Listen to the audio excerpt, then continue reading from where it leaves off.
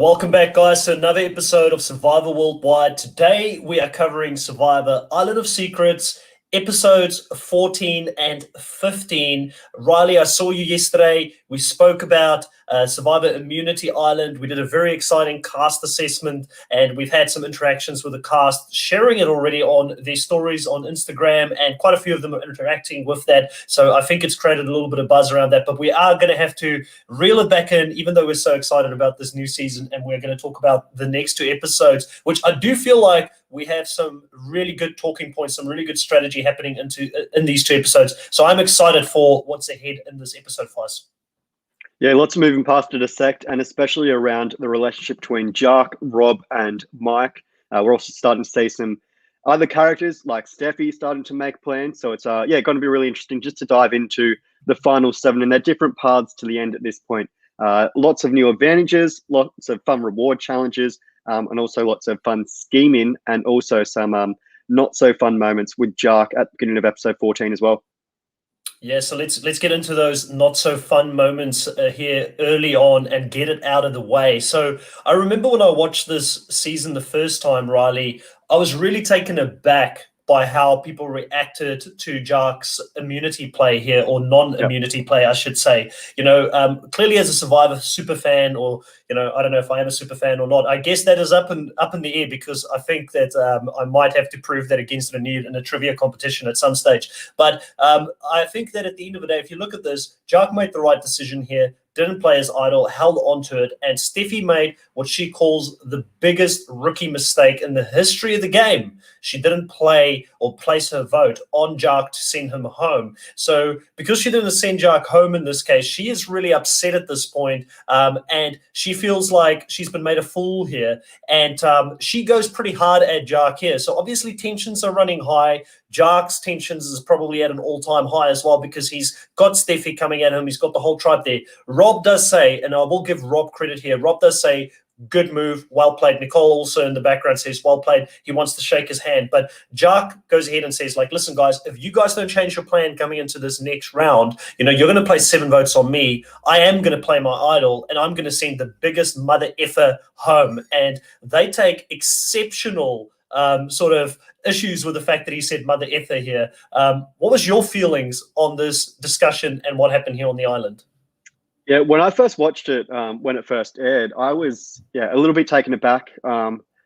In my view, and maybe this is an Australian cultural point of view and not South African culture, I didn't view that as being as bad as it was. I understand that it could certainly ostracize a lot of people, because it is a game. You have built up this sort of family with all these other castaways, these relationships. So to say something like that, I understand where he sort of made that misstep. Although I don't think Steffi's approach to Jack and returning to camp was all that good either. She really she admitted she made a mistake and that she effed up, but then she really made it as though it was Jack's fault and was really belittling Jack and saying, I didn't get you now, but I'm going to get you next time, and you've got no chance in this game. So they were making Jack feel small, but also, I don't think Jack made the right comment there, and it certainly is starting to put more of a target on his back. He does have the idol, obviously, so that gives him at least one more tribal council safe, and potentially more if he gets to win immunity down the line. But he does know that his days are numbered, and that comment really, I think, just sealed it for him. Making a comment like that, while from an Aussie point of view, I wouldn't take offense. Although I understand being in that family dynamic, that tribal dynamic, building all these relationships, it might be a little bit more offensive, given you've been so close to these people for so long. But from Jack's point of view, it's a game, and he's here to play, and that's what he's been here doing since day one, to make these big plays, to bring out these idols. But it has ostracized the camp and really made him look smaller than what he is. And ultimately what we'll see with Rob and Nicole later down the line is he's public enemy number one, and anyone that touches him will turn to shit. Yeah, 100%. And I'm going to add in here, as a South African, I have lived outside of South Africa for quite a long time, but I mean, I lived in South Africa for 18 years. I was brought up in a South African cultural background, so I understand the dynamics within the country. It's not that big of a deal. Like, let's be honest, it's similar to Australia. I think that they took too much offense to this. But the one thing I will say in defense to Steffi and Rob, and I think Rob very cleverly uses this as a game tool. Again, his whole strategy this whole season has been, how can I create a common enemy so that everybody else will not work with this person? They'll look at this common enemy and have tunnel vision and only focus on this person and vote them out, opposed to coming after me. So I think that he uses this weakness here, or this comment being made and some people being really offended by it, and he uses it to his advantage. And I think that with Steffi, with all these people out there on the island, like you said, they've been very close for a long time. They've lived out there in the elements, having to snuggle with each other to get through the night and all that kind of stuff. You don't know who you can trust and who you can't trust. And I think that emotions were at an all-time high. And I do think that all of them overreacted. And I do think that, they doubled down because, they call him a vulgar person, someone that's condescending, all these kind of things, which Jacques says that, it gets past the point of it being a game. It gets to the point where they're actually calling out him as a person,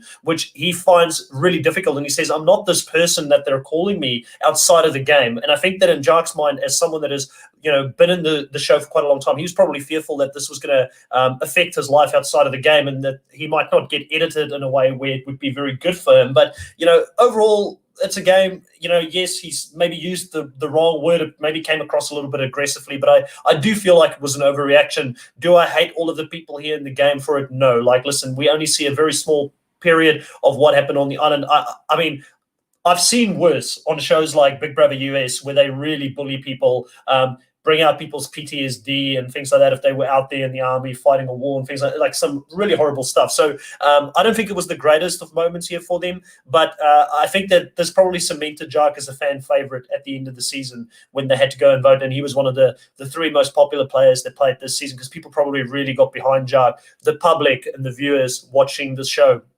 Now, we're going to see here, like you said, that they are going to completely isolate him for the rest of this early stage, or for the rest of the 2 episodes, really. They're not going to talk any strategy with him. And we also see Tree Mail that comes to the tribe, and they have to select 2 players here to go to the Island of Secrets. And what I found quite interesting is that Letitia wanted to put her hand up because she's never been to the Island of Secrets. Maba said she really wanted to go, and then Steffi intervenes and says, listen, I think I should go to the Island of Secrets, which is interesting because we know that at this point she's already been to the Island of Secrets 3 times, but clearly she's got a better social standing and Letitia backs down. So Steffi goes there to take on Maba to ensure that Maba potentially on the Island of Secrets won't get the advantage, or that is, in any case, what the thinking and the plan is behind getting Steffi to go to the Island of Secrets with Maba.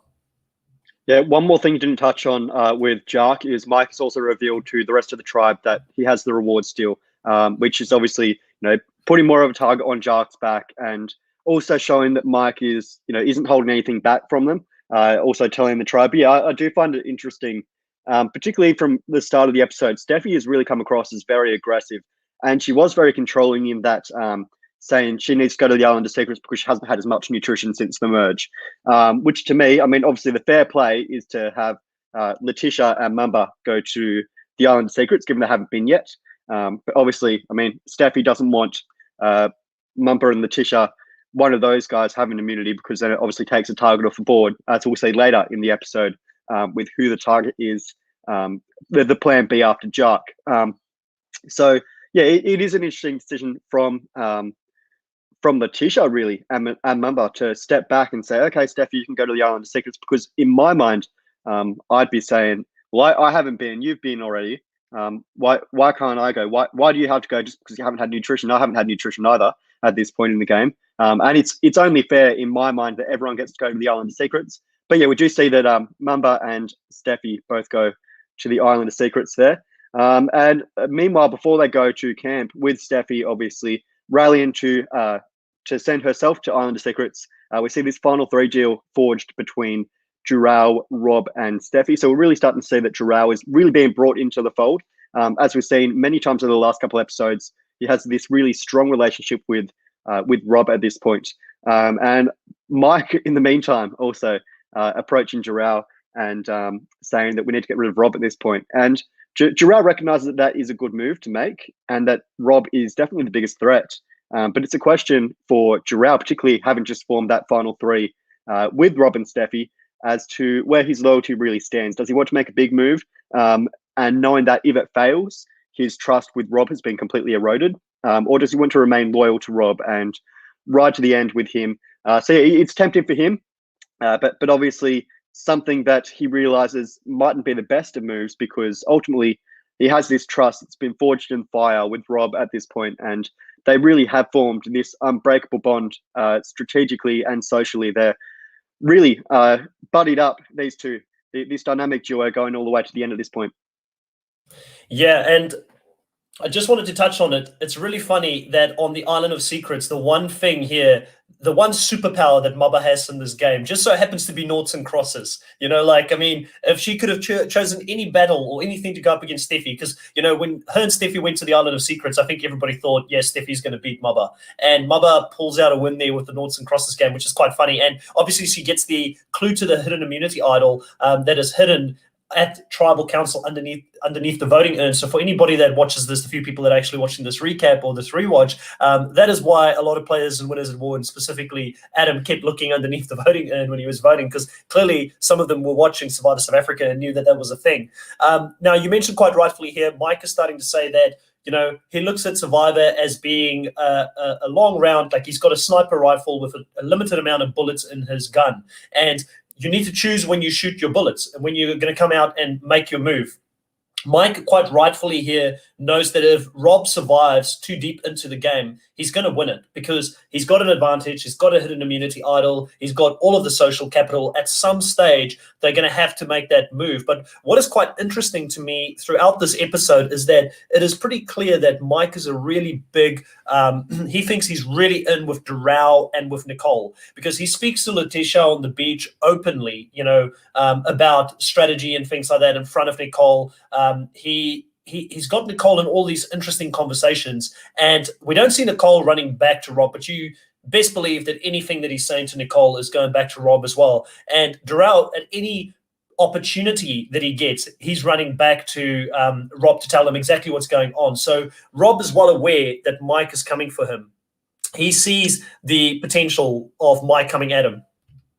Yeah, especially after Doral goes straight to Rob and says, this is the plan. Mark wants to get rid of you. If you hear jingle bells at Tribal Council, you're going home. And that's the plan that's been put in place at the moment. I do want to quickly just touch back on the Island of Secrets. When Mamba comes back after obviously going away on the trail and getting that clue, she comes back to Steffi and tells her that she can have an advantage in any challenge, whether that be reward or immunity, and that's valid up until the final 5.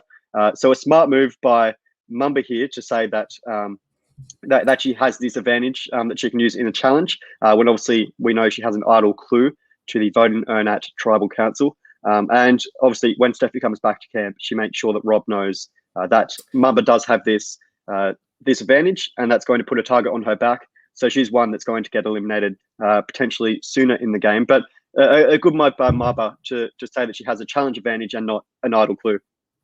Yeah, so I want to touch on that. So is it really a good advantage? Because it is the thing that's going to ultimately get her, or a good sort of lie, because it is the thing that's ultimately going to get her voted out. Because, again, this whole episode proved to me why you don't, if you're playing Survivor, you do not want to be sent to Island of Secrets. You do not want to be sent to Immunity Island. Like, I mean, Steffi is very lucky that she's got really good connections within the original Solar, the original Amigos, because by the end of the 2 episodes, she's been sent to the Island of Secrets 5 times. If you're a player that is playing the game, you're thinking to yourself, Steffi has got some sort of big advantage by now. If she's been sent to the Island of Secrets 5 times, how does Steffi, after being sent to the Island of Secrets, not have a good advantage or a good immunity type of thing that she can use? I feel like it's really tough, because we're looking at this in hindsight at the moment, right, Riley? But I feel like Maba telling them that she's got an advantage that can be used at any immunity or any reward until the final 5, that is a really big risk, really, because, you know, that means that if you keep Maba in the game for too long and it gets too close to the final 5, she can maybe pull out a win when she's not supposed to pull out a win at the final 5, for instance. So I can see why Rob immediately, in his mind, has Maba's threat level going up and saying, I need to get rid of her early in the game. I don't know what the right lie would have been, you know, because it is a tough one. Maybe it is a case of her saying, like, listen, I'm going to be able to shoot away from camp for a while. I don't know how big the area is that they live in. But I would have said to them, like, listen, I'm going to shoot away while I'm back at camp for a while to go practice for the next immunity challenge or something. So it's like a one and done type of advantage, opposed to something that you can use at a later stage. Yeah, or I wonder if something like saying you got a video from home on your Sprint phone, insert sponsor here, something like that, where you don't come back with a physical letter and you can show her that, but also something that would explain why you were away for some time. Come back, put on the waterworks, much like Nicole did earlier in the season when she was on Island of Secrets with Jarrell, playing up that emotional aspect, and that won't put as much of a target on her back. You're right though, in saying that she can have any immunity challenge or reward challenge. It puts more of it enhances that target. But certainly it was the right move, I think, to put in that stipulation. I thought really clever to say up until the final 5 and make that stipulation, so that while it's threatening, it shows that it seems more grounded and more real, I suppose, than just saying, I got an advantage in any challenge in the future. But by putting in that stipulation for up until the final 5, I think it sort of legitimizes it a little bit more and makes it more believable, because I mean, Steffi really does believe that Mamba has this advantage, and we will touch on that later. Why didn't Mamba use her idol at Tribal Council? 100%. Interesting move from Mamba there to approach Steffi and tell her what the advantage was. I suppose it is a little bit of leverage though, for Mamba as well, to perhaps build trust with Steffi. But I mean, we know at this point she really is out and on her feet, because really, other than Letitia and Mike, and if she can get Jark, which I don't think she trusts Jark as much as she trusts someone like Rob or Steffi, she doesn't really have any people around her. She should have. Like, I mean, how can you not trust Jark at this point? Jark's not going to run back to Nicole, Steffi, and Rob at this stage after they've just ostracized them from the camp. Like, Jark's got no options. And to me, it's quite baffling. And we'll go into that, because I felt like Nico had his best Tribal Council performance in that second, I think, final tribal, or the tribal that they went into. He had his best tribal performance in regards to the questions that he was asking. You could tell that he was a bit frustrated by the lack of gameplay from a lot of these players that are still in the game. Now, I wanted to touch on another really big thing here before we go into the immunity challenge, and that is that after Jarrell goes to Rob to tell Rob that, listen, the tides are turning, Mike's trying to come to you, he's going to go for you, and he's going to sing Jingle Bells, so that means the plan is on, they're going to try and vote you out. Rob then goes ahead and he does something very interesting here, something that I see as one of the most ballsy moves that a winner and any survivor has ever done in the game. And I need to remember this for when we have Rob on the show to talk to him, to get in behind his mind of how he did it and how he had the confidence to pull this off. Because I would like to believe that I would have this kind of confidence when I'm out there playing. I don't think I would have the confidence to go and say, hey, here's the immunity idol. I've got it. You see it? It's real. I'm handing it to you right now. This is how much I trust you. You can keep this idol if you want to, right? And then Darrell immediately is completely sold on this. He's now in with Rob, and he gives that idol back to Rob to say, listen, I don't need it. I trust you. I'm good. And Rob says that it was a exercise of trust that he was doing here. And I thought that was exceptional reverse psychology that he was using here on Darrell to sort of see where Darrell's loyalties are at. Because if Darrell decided to keep that, I do think Darrell's out, because Rob's got the social capital in any case. But it's still a ballsy move, right? What did you think of that move there from Rob? Because I thought that was really interesting. We've never seen anything like that in any survivor. I don't think that Rob would take out Jarrell at this point. I think he really is loyal, and he would take Jarrell, Steffi, and Nicole at least to the final 4. I don't think he's going to backstab Jarrell at this point. But it is a great move by Rob to obviously will that idol to Jarrell, and say, I'm loyal to you no matter what. Here's the idol. And it builds that loyalty and prevents Jarrell from then going back to Mike. And it dissuades him from going with that plan, which I don't think Jarrell was too persuaded in the first place and wasn't really considering it at all. I mean, just by how he approached Rob and saying, actually vomiting all the information out, much like Ben in Winners at War to Boston Rob, another Rob there. But no, Jarrell giving the idol back to Rob, I think even shows Jarrell's loyalty even more. And Rob seems to really respect that. He respects that Jarrell has given it back to him, and he's showing that he is loyal to the end. He is truly in this final 3 with Rob and Steffi at this point. And that he does want to go to the end with Rob, and he's not considering this approach by Mike at all. But when actually Mike approached Nicole and Letitia on the beach, Nicole, again, much like Jarrell, she said, it is a smart move. It is something I will consider, but at this point, I just don't want to diverge from the path because it's unexpected. It's going to, if things don't go to plan, it's going to paint a massive target on my back. And I don't want to go against Rob at this point because, I'm playing a little game. I've got my plan to go to the Final Four with him. I can get him out later. But I think, as Mike pointed out when approaching Jarrell, if we don't get Rob out at this next Tribal Council, he's going to win the game no matter what. Yeah, I mean, watching the season again and seeing Nicole play this time again, we see her doing confessionals, but I don't think Nicole is great at articulating sometimes the strategy that she's using in the game, if that makes sense, because I feel like she played the ultimate double agent game this season because so many people trusted Nicole. I feel like that's when Rob came onto the show to talk about International Survivor. He said that he couldn't have done it without Nicole being out there, being so close to him, because I feel like Nicole's similar to Darrell, and Darrell's another person. He doesn't get enough respect or credit for the fact that, everybody says that, they never knew where he was at, but he played that floater game to perfection, So Rob had two people there that are like confidential informants that are like constantly going in behind enemy lines and pretending to be in on plans and alliances throughout this whole 2 episodes. There were so many plans going about, but we know that like 70% of the plans were fake.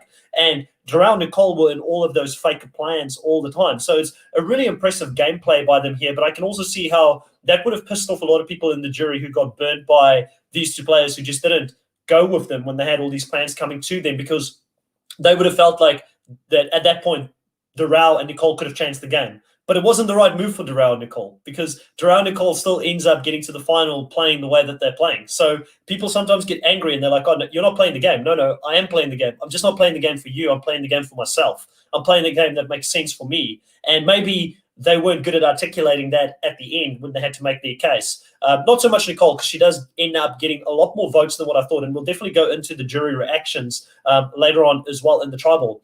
Now, I do want to move into the immunity challenge real quick. We won't spend too much time on this one because we've spent a bit of time on the pre-immunity part of the episode. But it is a challenge where they've got to rush into the water, collect some keys, unlock boxes, and then at the end, they've got to do a puzzle, which is a 3D puzzle, and it is that looks like the immunity necklace that they had to put together. I think that this was the best puzzle they've had so far in Survivor South Africa this season. There was a lot of intricate parts to it. It was quite interesting to see that Jark got there, I think, second, just behind Rob. Nicole came in on third, and she had a bit of a work to do. She had to catch up from behind to actually end up pulling this puzzle out of the bag and actually winning this challenge. I think for someone like Jark, who came into the season thinking that he was going to be the puzzle master, someone that was going to do really well at these types of things, it must have been frustrating that when he was out there, it didn't really come together for him. Because, again, it shows that you might think that you're one thing, but when you're out there, you don't know what the capabilities of your competitors are that you're going up against. So don't rely too much on one specific strength when you're out there. Things are quite fluid. Was there anything specific you wanted to touch on in the immunity challenge? No, yeah, just right in the middle, 3-part obstacle course, underwater diving, keys, and engine and puzzle. Nicole wins immunity. And with that power, she obviously returns back to camp and says, anyone that touches Jark is going home no matter what. At this point, Jark is Public Enemy number 1. Let's just leave him to mull it over on his own. And then we'll obviously put the majority of the votes on Jark and then find a contingency plan. At this point, it looks like it's going to be either Mamba or Letitia being the contingency plan there. And really, at this point, Mike kind of steps back and realizes that he can't go after Rob at this point, and he needs to backpedal, play a little game, and that's probably his best path to the end in targeting either Letitia or Mamba at this point, and really riding home that final 5 and making sure that he has a place and he doesn't divert from the plan at this point. Yeah, so two things that stands out for me here before we go into the tribal council. Rob deciding that he's going to play the fake advantage, not alliance. He's going to play the fake advantage, which, like you said, Mike is going to back off and cancel the plan with Maba and Dural at that point.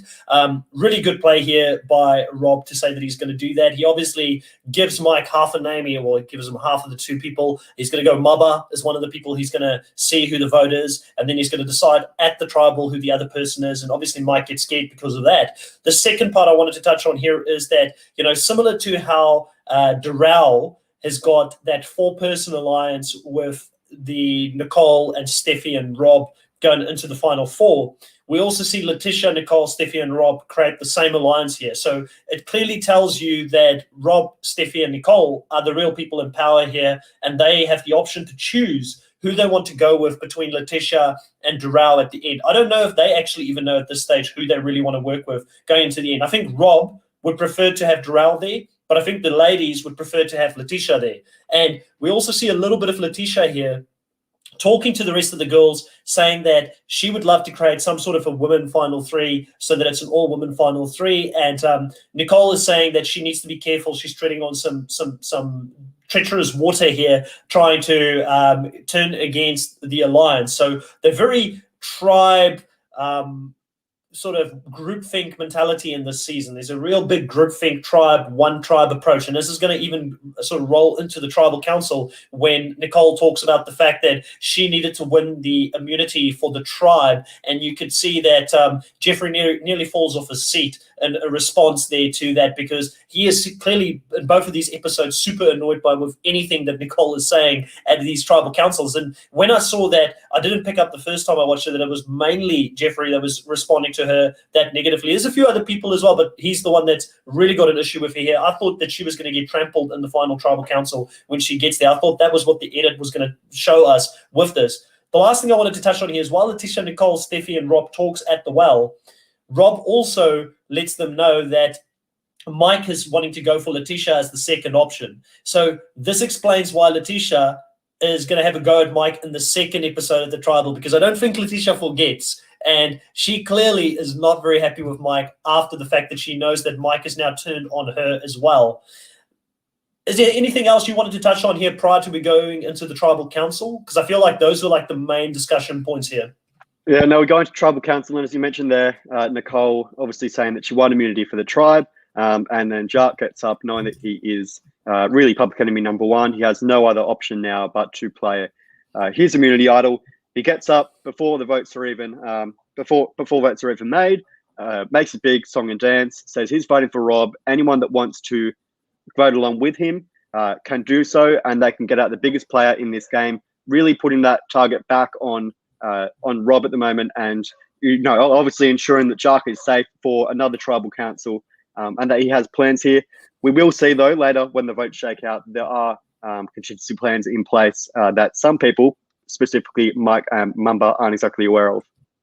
Yeah, to me it's crazy, right? So what came to mind for me when I was watching this episode the first time and the second time is sometimes when you're a good player in this game, which Jacques is, I think Jacques is probably one of the best players to play Survivor South Africa. I think he's right up there with someone like a Werner, who didn't win in his season as well. And I think things just didn't roll Jacques' way in this season. Like it could have gone the other way.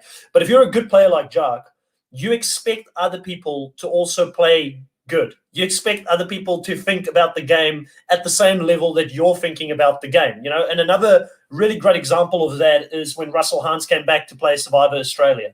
And he tried to make a really big move early in the game, and he expected other players to understand the level that he was playing at, because it was his 4th time out there, where a lot of players, and technically his 3rd because he didn't really get to play the 3rd time, but he expected other players to respond to him in a positive way because they were thinking at that level. It's the same thing here with Jacques. He's expecting people to think like, listen, I've played my idol. You guys can vote for me now if you want to, but your votes are going to be null and void. So why would you waste a vote on me? I'm happy to vote for whoever you guys are. In fact, he said, I'm going to vote for Rob. So I'm giving you guys an option for the second vote here because my vote's not going to count. So whoever else is getting voted against, whoever the split is, you're going home. And this is where I'm really impressed by Nico, because Nico gets pretty frustrated with them here. He asks really pointed questions, He even at the end there, he says that, I'm going to give you guys an opportunity. I'm going to give you an opportunity to talk amongst each other to change your plan, because plan B doesn't make sense. One of you guys that are not Jark, you are plan B. So you might as well change your vote at this point. I'm going to give you an opportunity to talk amongst each other to figure something out. But Rob uses that fear and intimidating tactics really, really well here, and saying that if you go against the plan, if you deviate, you're next. You're not part of the group. So people are petrified of that. Like, Rob had such a hold on this tribe. To me, it's crazy to think that he had such a hold. He must be a super intimidating person in life when you see him face to face. Like, nicest guy outside of it. I've spoken to him outside of the game, but I feel like people were petrified of making a move against him here. And it boggles my mind that even with them Nico giving them an opportunity to strategize here, to think differently, not a single person is willing to talk. Maba gets the idol. And that's the second part of this. How does she have the presence of mind not to play that idol? She says, I've been away the whole day from the beach. I don't know what's happened today. I don't know the intricacies of the plans that were discussed when I was in the Island of Secrets for the whole day. And she still holds on to that. She trusted Mike too much here, but it's not going to go her way, because obviously she ends up being the person that falls in this episode. What did you think of this play here? I thought Jark was playing a great play, but I feel like he was playing a university degree play here, while the rest of the guys, they were still in primary school when it comes to playing the game and their strategy. Yeah, I understand, though, why they wouldn't go against Rob, knowing there's a plan set in place. Obviously, as I mentioned before, Mike and Mumba aren't really aware of what this contingency plan is. So Mike and Mumba, they both vote for Jark, which isn't a bad move on Mike's part, I don't think, because I think Rob and Mike have this built-up relationship now, and we'll see that Rob explains the reason for why he wasn't aware of the plan in this next episode. But Mumba, why doesn't she play the immunity idol here? She knows that she, isn't in this tight relationship with Rob, Steffi, Nicole, and she really only has Mike to rely on at this point. So why doesn't she play the immunity idol, even if she doesn't think it's going to be her? When you have all this uncertainty, this clouded uncertainty, and you're voting for someone that has already played an idol for themselves, I mean, why wouldn't you take that chance and play the idol? If you have an idol, and I don't know how much Survivor Mumba has watched before, but many, many times, whether we go back to James or Sophie or any of those other players that have been voted out with an idol, you need to make sure that if you have even the slightest chance of your name being written down, just play the bloody idol and see what happens. And then obviously in this case, had Mumba played the idol, the big dog in Rob would have gone home. 100%. And this is my whole point here. You said that it was a good move for Mike. I strongly disagree with you here. I respect your opinion about it if you want to play a very sort of conservative and safe game, but we're going to see that Mike is not trusted. He's not really in with Rob at all. Yes, Rob comes back to him the next episode and says, let me sit you down and tell you why I had to do it. Rob is socially super aware. He's got real good emotional intelligence when it comes to manipulating and talking to people. And clearly Mike was under his spell. And probably it is a case of Mike being his young 21-year-old who wants to believe and be naive about other people in the game, and that Rob's got his best interest at heart. But if you're someone like Mike, I've always said, if you've got a plan in place, right, he's worked this whole day to get Rob out of the game. He's talked about the fact that Rob is a big threat. If Rob survives past this next vote, he's probably going to go all the way and win the whole show. Now Jark is putting that on a silver plate for you, and he's saying, I'm going to put a vote on him.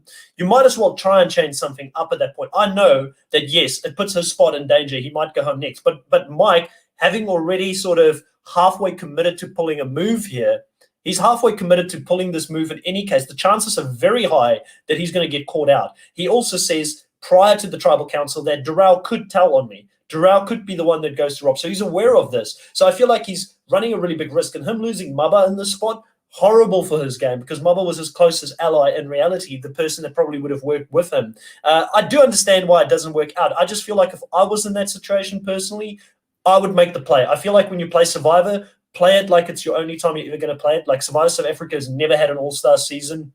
They may or may not have one. But if you're getting one opportunity to play this game and you're sitting on night 31 don't be scared to make a move when it's needed to be made. You've already gotten the experience out of getting to the jury. Now try and actually win the bloody show, because there is only the winner and everybody else loses, in my opinion. So if I was posed that question, do you want to be a finalist that gets 0 votes, or do you want to be someone that gets voted out pre-merge? I'd rather go out pre-merge and play one hell of a game and make a bang than go into the final with 0 votes because I never had a chance at actually winning the game. My personal opinion, I would rather make the play here. But I respect your opinion. I respect that, there is different ways to play Survivor, and all different strategies has won this game in the past. So we go into the next night. So basically it is night 32. Mike is devastated. He's lost Mubba. Rob brings him in, says, listen, let me sit you down. Let me tell you why I had to do it. And he uses this bizarre but clearly effective social strategy here with Mike, where he says that I had to get you to vote against your main man, Jeffrey, earlier in the game. I didn't want you to go and vote against Mubba. I didn't want to do that to you twice in the game. We had the numbers. That's why we didn't bring you in. But Mike knows at this point he's on the outs. I think that Mike knows that he can't trust Rob moving forward. And everything that he's doing in the game from here on out is playing a little bit harder, and he's going to go a little bit harder in the immunity challenge as well. Yeah, but I think at this point in the game, there really is no one that Mike can really pull. But the bizarre thing with Mike is he keeps going back to Jarrell and Nicole and trying to make these plans, and not realizing that every time he goes for them to make these plans, they're going straight back to Rob and telling him exactly what's going on. And again, it speaks to how well of a game Rob's playing, having that social capital in the game and having people that trust him so much and don't want to get him out because they view him as this big threat that always running back to Rob and, making sure that they know that they are loyal to Rob. And Rob really is, the Rob father at this point. He's in camp, really controlling everyone, and everyone is coming back to him with all these different plans. And the game is being played through him. We do have a big twist on the Survivor auction here, which I really like. Just before we go to the auction. Yep. Just before we go to the auction, there's one little thing I wanted to touch on here before we go to the auction, and then you can lead us into that part. One of the other really good things here by Rob, I know I've been frustrated with other players. None of that should be taken away from Rob playing a really good game. Rob very carefully and cleverly here tells Mike that the people who ran this plan was him and Steffi. So he keeps the target on himself and Steffi, and he keeps Darrell and Nicole out of that so that Darrell and Nicole can continue to have that relationship with Mike so that he knows what Mike is thinking. So again, very subtle move here, very smart move here. This is why Rob is one of the best to ever play the game. Yeah, he does have all these parachutes at this point, and he's playing a very strong social game, and that is why people aren't going for him, because they've got these strong alliances. Everyone thinks he's in the final 3 with Rob in the end. So yeah, he does have these contingency plans. But no, as I was saying, the reward challenge, a twist on the Survivor auction, and something that I think the US Survivor could certainly adapt to the game. So everyone is lined up on their platforms, and one by one they go down left to right, and everyone is presented with a different item, whether that be a plate of cake or a mystery item, and then they have the option then to either steal someone else's item or keep their own. Going along the line, a really interesting option, and we see that Steffi here plays the strategic game and takes the unknown quantity that's sitting on Jark's table and steals that off him, knowing that if he gets an advantage, then it gives him potentially safety for another tribal council. And we know that at this point, Jark needs to go right now. So let me tell you what I don't like about this auction. You said that the US can grab this idea, use it over there. 100%. Anything that brings the auction back to the US, I'm for it. I love the auction. I think most of us super fans or long-standing fans of the show, we all love it. The one thing I hate about this, Riley, is that it's a random draw that dictates who's going to go first and who's going to go last. To me, it takes the game away from Jark here. Jark doesn't even have an opportunity to fight for his spot in the game because he's smart enough prior to go into the auction to say that he's just going to keep all of his money. He's not going to bid on anything, and he's going to put all of his money into whatever the advantage in the game is going to be. So he knows that he needs to get an advantage here. But by him randomly being pulled to be in the middle, we knew that he wasn't going to end up with the advantage. This was never going to be a case for him. And with Steffi being the second last person there, Steffi ends up choosing it, and her and Rob agrees that she's going to be the one that's going to take that advantage away from him.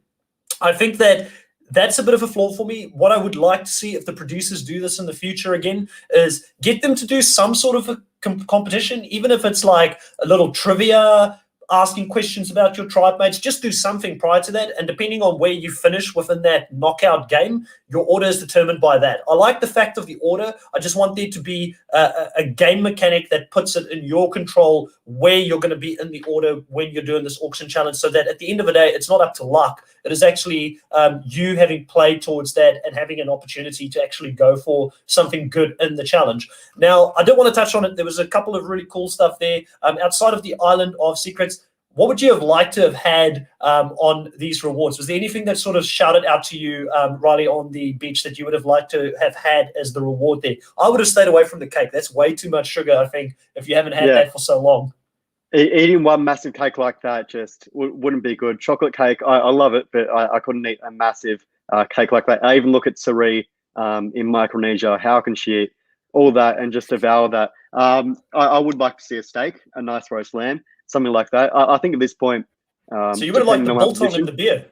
You would have liked the biltong and the beer, mate. That's pure meat. That wouldn't be bad at all. But obviously, I think any advantage in the game would be the best one. I think what Nicole got, having the opportunity to pick from anyone else's, that's definitely the best. Although touching back on what you said with having a challenge beforehand, I think luck is probably the most fair way you can do it, because I don't think they do a trivia competition. I think if they were going to do a challenge to get seeding, it'd probably be something like touchy subjects, and then again that disadvantages Jark. Or even if you had a challenge beforehand and one person got to pick what everyone else gets, much like what we saw with I think it was either Big Tom or Rupert in All Stars, just getting to pick everyone else's items and go down the list of what everyone receives. I don't see it as being a more fair option than just drawing rocks out of a bag. Although, yeah, it does take luck into it. But I think at the end of the day, everyone was happy with what they got in the end, which is what matters. But no, we do see that Steffi reads that advantage, and she is sent to the Island of Secrets for, if your numbers are correct, it's now the 6th time, Chris, which again, Steffi, always in the Island of Secrets, and an awesome reward for her, getting a visit from her best friend, Gina. And they really sit down, obviously catch up on everything. And Gina is really reinforcing that you can't trust Rob at this point. If you have all this trust in him and he's this big physical and social threat, then here's someone you need to get rid of right now, or at the next couple of votes if you can. Yeah, 100%. I love that reward for her. I think that Gina came in there and really got Steffi's head back in the game. We know that out of the people in that Amigos Alliance, Steffi has been the one throughout the whole show that have always been more willing to cut people. Like even when Nicole came back to her after the merge to please and explain, because she had to vote Nathan out, I will never forget this, was sitting down with with Nicole in this part, and she said that, no, man, I would have cut him. I would have cut him very quickly. She had no issues with the fact that Nicole cut Nathan. She's actually got this cutthroat side to her, but I feel like throughout this, Rob and her has been playing pretty close, and Rob's been protecting her, so she's gotten closer and closer with Rob and Nicole here, so she doesn't really want to turn against them, but obviously Gina here, being someone from home, makes her understand. And one of the things I found interesting as well is that Steffi's got quite a big social following outside of the game, and she had quite a big social following before she came into the game, and she said that she doesn't want to be perceived as this cutthroat,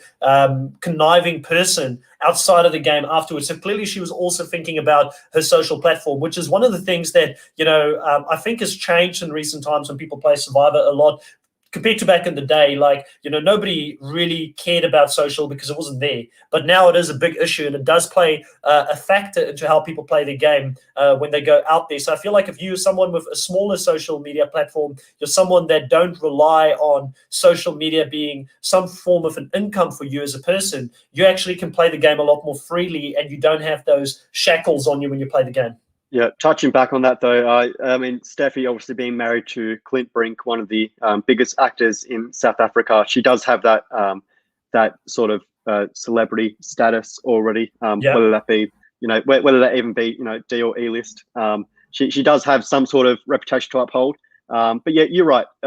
People, do kind of pussyfoot around and try and make sure that their perception is good. Although I look at someone like bringing in another show here, Nicole Franzel in Big Brother 22, has had this big social media reputation, and obviously that was all taken down and losing sponsors just because of some of the comments she made in the show. If that is your livelihood, though, I certainly understand. I understand that you would take precaution and not try and make as big moves, but it does seem as though, and we'll come back to this after we go to the immunity challenge, that Steffi is starting to think about contingency plans, and that she might not view Rob as being someone she wants to take to the final three. Before we go to the immunity challenge, though, I do just want to mention that back at camp, Jark approaches Mike and Jarrell again with this option to take out either Rob or Steffi. So Mike really is, despite knowing that the last tribal council he didn't make that move, he still thinks that Jarrell is wanting to get out Rob. But little does he know, I mean, Jarrell does not have any intention to take out his biggest ally in the game, Rob, at this point. So it's something that I don't think will happen. But yeah, we do go into the immunity challenge, and it's a big tower of cards. And in the end, Mike pulls out immunity, which is probably a good sign for him, given the waves he's been making over the last couple of days around camp in trying to get Rob or Steffi out. So good for Mike to have that immunity necklace around his neck. But Jark now is tainted meat. It looks like he's going to go now that he doesn't have an idol. Yeah, 100%. So you brought up quite a few things here I wanted to touch on. Just quickly, Nicole Franzel. Yeah, 100%. Definitely, she took a bit of a beating, but I don't feel too sorry for her because her following has actually increased since she's played Big Brother. She's now nearly at 800,000 followers on Instagram, and it looked like she got a lot of her sponsors back because she's got a few sponsors there on a social media platform. So I know that it's a big thing where people say, it was really bad for her. I don't think at the end of the day it has hurt her too much, though. Also, looking into the immunity challenge, it was the one that reminded me of the one between Albert and Sophie Clark, where Sophie tells him to drop his stack and help her out. It's one of those famous immunity challenges that we love to see. It was quite interesting to see all the different techniques being used here. Rob and Mike were pretty neck and neck throughout this whole thing, but Mike just pulls it off. And I think that with Mike, this is a good thing for him because I think that Rob very easily could have had Mike as the actual plan to vote out because he knew that Jark was never going to get back in. And I feel like Rob really had Mike in his crosshairs coming into the specific tribal council as well. So Mike has needed this and quite rightfully actually ends up pulling it off. And now he's got his second immunity challenge that he's won in the season, the other one being a shared one. We see Steffi here. She's coming back from the Island of Secrets. She obviously participated in the challenge as well. And she now tells everybody that she had a really big surprise waiting for her on the Island of Secrets, a whole big bowl of rice. That's all she had while she was out there. And Darrell says that it was a booby trap. So if it was Minesweeper, she clicked on the little mine instead of getting the points when she was playing it. So really, really funny here because no one really seems to believe it. Jark doesn't believe it. He says, that's crazy. She definitely's got something. I mean, she's been to the Island of Secrets 6 times, like we said earlier. How does this lady not have an advantage or something bigger by this time of the game? She's probably the most unlucky person in the game at this stage for not getting something decent. But it also shows us, and we've mentioned this before, that the Island of Secrets really isn't used in a way where it's game altering, which I do appreciate. I don't want a game altering twist on something like the Island of Secrets while they're playing. Now, the other thing here as well is Rob also doesn't believe that Steffi has come back without an advantage. And he uses this as a bit of a conversation with both Darrell and Mike to shift the target away from himself because he knows Mike wants to come for him. And he gives Mike a little bit of hope here on the beach by saying that we're going to have to take care of Steffi because Steffi probably has something and I don't like advantages. So he puts Mike on the trail here of going after a Steffi instead of him. And it's really funny because when he walks up to Letitia, Nicole, and Steffi at the well, he paints it in a way where it sounds like Darrell and Mike was gunning for her when he was the one who did the work to put the extra vote on her. And you could see Steffi here visibly being really upset. And Rob is saying, you need to stay calm. I thought, again, just throughout this whole game, masterclass by Rob. Like, we are seeing more and more why he is one of the best to ever play the game. Yeah, absolutely. Yeah, trying to give Mike a little bit more rope and get Mike to trust him a little bit more, making him think as though he's in on these contingency plans. But touching back on Steffi, we see that Steffi almost proposes a final 3 with Letitia and Nicole saying, I want an all-female final 3. It's our best bet at the end, and we all have a chance at winning. Obviously, taking Rob and Jarrell out of the equation. She said that, yeah, she wants to run along with the next couple of votes, obviously get rid of Jark next, and then it'll be up to getting rid of the other three guys, being Mike, Jarrell, and Rob, so that these three women can sit in the final three together. And it's been so long since we've had a female winner, so it seems something that Steffi is really pushing, and Nicole and Letitia both seem to be very on board with that. Meanwhile, outside of the three girls, we get Jark searching frantically, running around everywhere, running to the water well. Although he was pretty hot in his search, ultimately he comes up empty-handed there, and we get this fun little interaction there with Jark and Letitia. Jark obviously caught red-handed. Letitia walks past, goes straight to the water well, sees a little brown package, and lo and behold, she pulls out this immunity idol that could give her safety in the game going forward. Yeah, 100%. And I'm loving this from Letitia, because it's almost like I was channeling it to her 2 years ago. It was getting into her head. I was channeling this vibe. When you get the idol, do not tell anyone about it. Keep it a secret. And she says that she's got the idol. I'm not going to tell a single soul about it, because I've seen what happens to other people who people know that they've got the idol. They become a target. People will put the target on them. And she is going to use this as her safety guard, her live vest moving forward. We did see that kind of bit Mamba back in the face, because Mamba said the exact same thing in the last episode. She said, I've got an idol. I've seen what happens when people know you have an idol, what happened with Meryl and now Jark in the game. And even though I trust Mike, I don't want to tell him that I have this idol, because it's going to put a target on my back. And ultimately that was her detriment. I mean, not having Mike know that, her close ally in the game, I think it would have at least put a contingency plan in, knowing that. Actually, I think at Tribal Council, that would have been Mamba's best move. Prior to Tribal Council, telling Mike I have an idol. And then after Jark plays that idol and says, let's vote for Rob, Mamba and Mike can then have that discussion between themselves at Tribal Council, or at least have a contingency plan in place to say, let's vote Rob together and get him out of the game. It would have worked out for her, I think, possibly. But yeah, Letitia, I understand why Letitia would keep it to herself, obviously, because yeah, if everyone knows you have an idol there, it's going to put a target back in your back. Yeah, listen, I appreciate it. I have some hot takes and some big calls on the show as well. I think this is probably your hottest take so far for the season. And the reason I think that it's a really hot take is because I get the thing that if she told Mike is a smarter player than Mamba, and he probably could have told her, but Mike had no idea that the blindside was coming. So even if this happened, I don't know if Mike would have told her, like, listen, you really need to play your idol tonight. I don't know if that would have made it any kind of difference to her staying there. And I do think that Mamba would have told him if she survived that specific vote. I think she would have gone back to him. I think that her fear was that she tells Mike about this idol.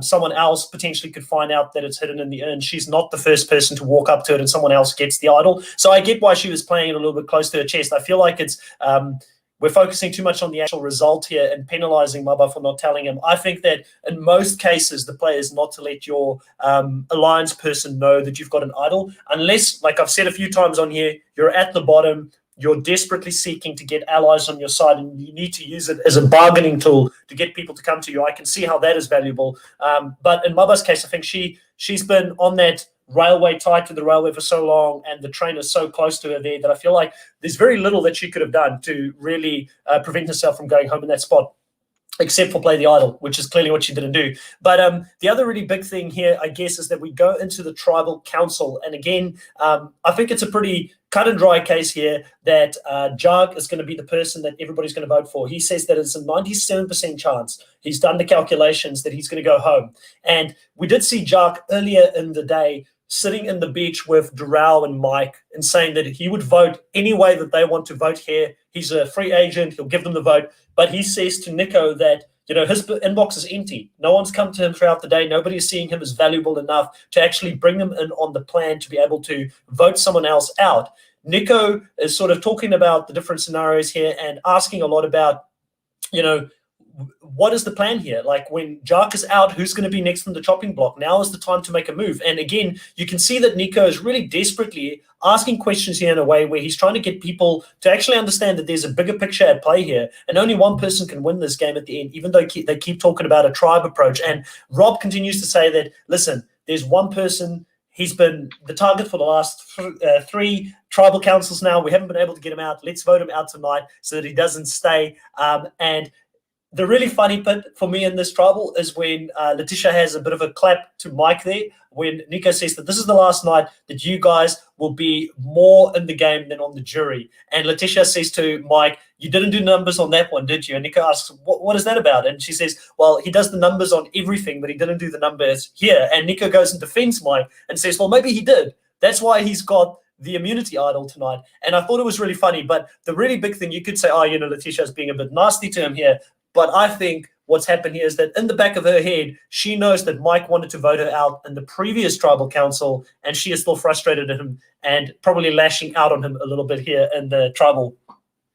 I don't think it's more of a I don't think it's a backhanded compliment. I think it's just her saying a little bit of banter is how I read it as being. But yeah, Jark says to everyone that, if you're not in the loop, you're going to be vulnerable. There's always going to be a plan B. Obviously, Jark being plan A.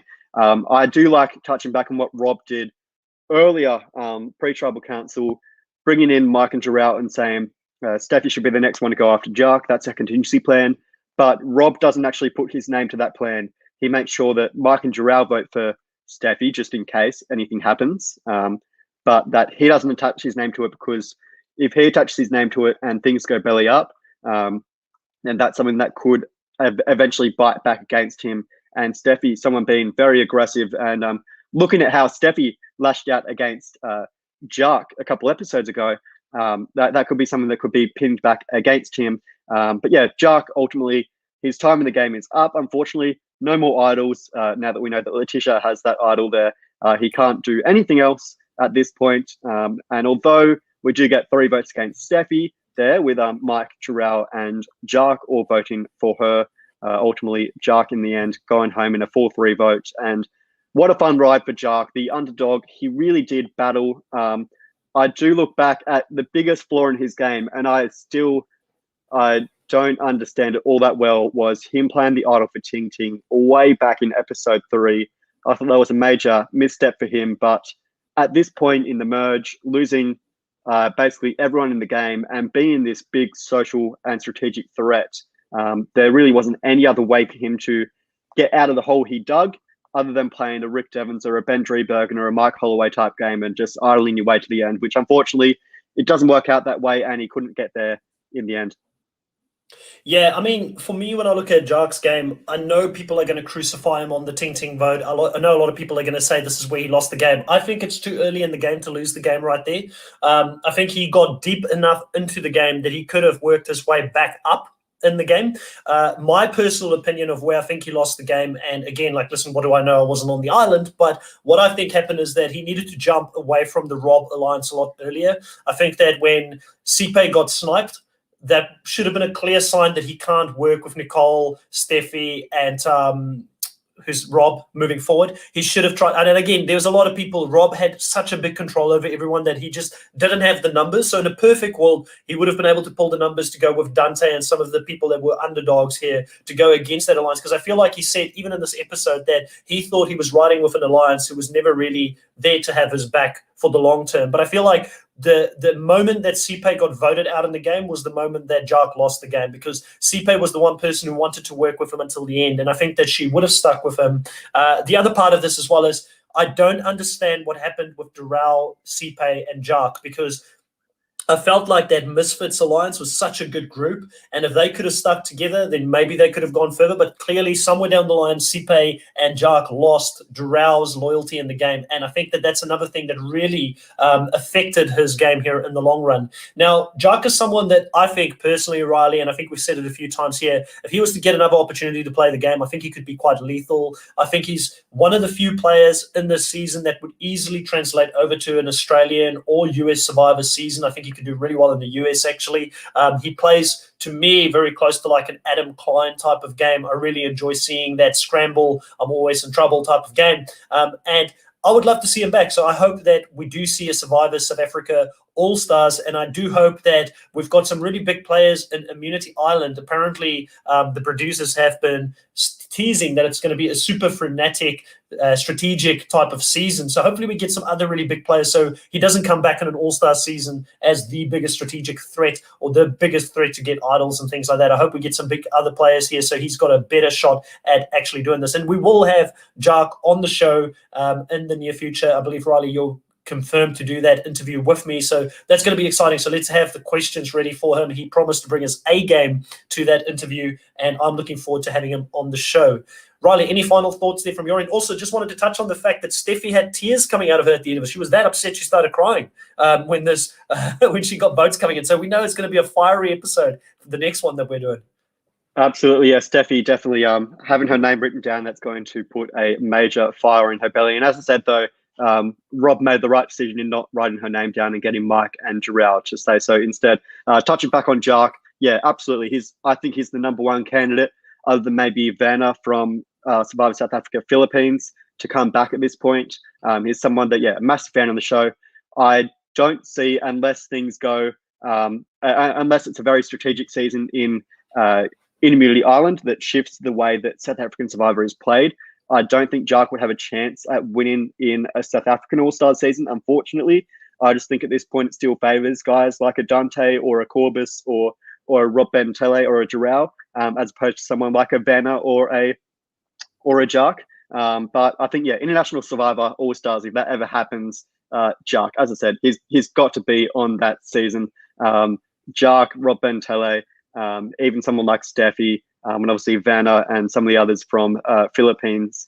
Yeah, it'd be really exciting to see that one day. And I do think Jark would have a chance against some of the more aggressive players like the Lukes in Australian Survivor and US Survivor. But you did mention there, Immunity Island, hopefully it will be a very aggressive season and lots of great game players. And obviously yesterday we did dissect all those players in our cast assessment. Obviously doing our draft and also giving our thoughts on the bios and videos we've got for all those 20 contestants. And yeah, less than a month to go now. We're going to be soldiering on next week with episodes 16 and 17 of Islander Secrets. Coming to an end here. The Jark interview coming up. Plenty of stuff going on right here on Reality Pop. Yeah, 100%. I think we may have just lost you for 1 second, but like Riley said, if you like the content, please subscribe, hit the notification bell, give us a like, let us know what you think of this, especially when we go into the next season. We would love to hear your opinions about how you think the game is sort of evolving and our takes on some of these players and some of the plays that are happening. We will be back next week, as usual, to do the next couple of recaps, and we've got some interviews coming up as well for Survivor South Africa. We also potentially have another Australian Survivor interview that will be coming up pretty soon here with one of the Australian Survivors that wants to set the record clear because he's heard some of the opinions that I have had on their gameplay, and also Riley, I think they might even be calling you out on it, but I think they're probably less worried about what you've said so far about their performance in the game. So that is it from us here at Reality Pop on Survivor Worldwide. We will see you guys next time. Thanks for the support as always. Bye.